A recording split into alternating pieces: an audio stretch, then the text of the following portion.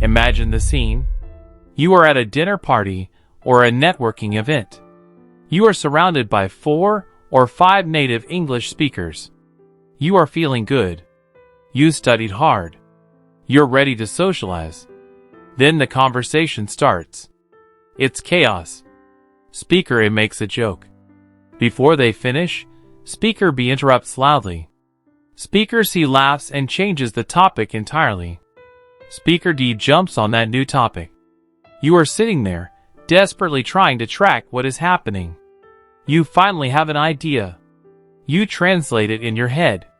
You wait for a silence, so you can speak politely. You wait.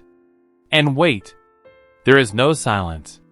The conversation is a freight train, and it just keeps moving. By the time you are ready to open your mouth, the topic has already changed 3 times. Your idea is now irrelevant. So you stay silent. You just smile and nod. You become a ghost in the corner of the room. You feel totally excluded, incompetent, and alone in a crowd of people. Why does this happen? Why are you a master in a one-on-one tutoring session, but a disaster in a group? I'm Tom, and welcome back to English Adventure. Today, we are tackling the most terrifying social situation for learners, the group conversation. You aren't invisible because your English is bad. You are invisible because you are playing the wrong game. You are playing polite tennis, and they are playing full-contact rugby. Today, I'm going to teach you how to put on your helmet, jump into the pile, and fight for your right to speak. Part 1. The diagnosis: tennis versus rugby, conversation dynamics. You fail in groups because you misunderstand the fundamental mechanics of native English conversation. One-on-one conversation is tennis. It is polite. It is structured. I hit the ball to you, ask a question.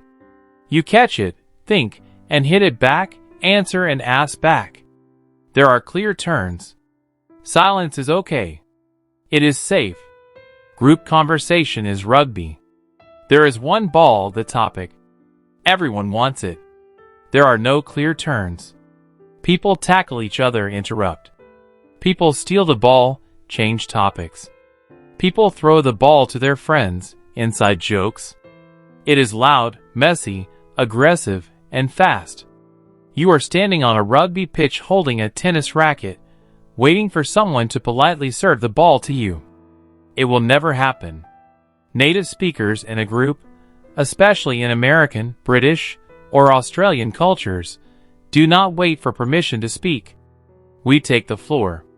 We view silence in a group not as a polite pause, but as a vacuum to be filled immediately. If you are waiting for a perfect, silent gap to insert your perfectly grammatically correct sentence, you will wait forever. You have to stop being passive. You have to learn the mechanics of aggression. Part 2. The hidden mechanic, the turn-taking system. How do natives know when it's okay to speak? It looks like chaos, but there is a hidden system of signals we use to manage turn-taking. You are missing these signals. You are listening only to the words to find the end of a thought. That's too slow. Natives use 3 other signals to indicate they are finishing their turn. Falling intonation. The pitch of their voice drops at the end of the sentence. Tom demonstrates. And that's why I think it's a bad idea. Pitch goes down on idea. Eye contact shift. The speaker looks away from the group and maybe looks down or at one specific person they want to hand over to. The breath pause. They take an intake of breath that signifies they are done talking, or they relax their body posture. Natives are scanning for these millisecond cues subconsciously. As soon as we see one, we jump in before the silence happens. You are waiting for the silence. By the time the silence arrives, a native has already seen the pre-silence cue and taken the floor. You are operating on a delay. Part 3. The psychological barrier, the speed of thought gap. There is another massive reason you freeze. It's the processing delay inside your own head. In a group, the topics move incredibly fast. Minute 1, politics. Minute 2, A new Netflix show. Minute 3. The terrible food at the cafeteria. Your brain is doing this. Listen to topic Netflix. Think of an opinion. I liked it. Translate opinion into English grammar. I really enjoyed the character development of the protagonist. Wait for gap. By the time you reach step 4, they are already talking about the cafeteria food. Your sentence about Netflix now makes no sense. You feel stupid, so you swallow the sentence and stay silent. The hard truth: you cannot aim for perfection in a group setting. You do not have time to craft perfect sentences. You have to fire off 70% correct sentences now, rather than 100% correct sentences 10 seconds later. Speed is more important than accuracy in a group. Part 4. Tactical Protocol Number 1. The Body Language Breach. How do we fix this? You need a tactical approach to breaking into the rugby match. The first step happens before you even open your mouth. You must signal your intention to speak physically. If you are sitting back in your chair, arms crossed, listening passively, you are signaling, "Do not pass me the ball." When you want to speak, you must execute the body language breach. Lean in. Physically move your torso forward towards the center of the group. The intake of breath. Take a sharp, audible intake of air through your mouth and hold your mouth slightly open. This is a universal signal for, "I am about to make noise." The hand gesture. Raise a hand slightly, finger out, as if you are about to conduct an orchestra. When you do these 3 things simultaneously, human instinct forces the current speaker to notice you. They will usually naturally wrap up their point faster because they see someone else competing for the floor. You are staking your claim to the airspace before you use it. Part 5. Tactical Protocol Number 2. The Interrupt and Bridge. Phrases. Okay, you've leaned in. Now you have to actually interrupt. This terrifies you because you think interrupting is rude. In a group, cooperative overlapping, interrupting to agree or add value, is not rude. It is necessary. But you cannot just start shouting your opinion. You need bridge phrases.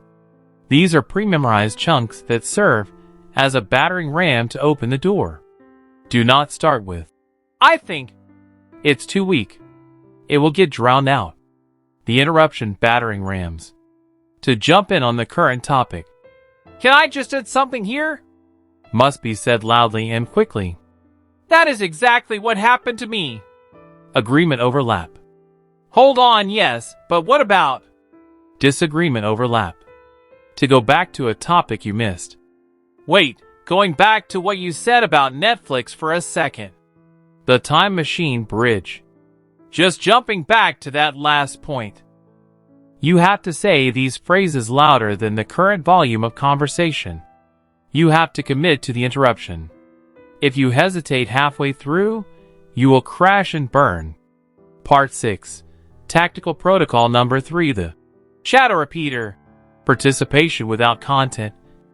What if you don't have a brilliant idea? What if you just want to show you are present and listening?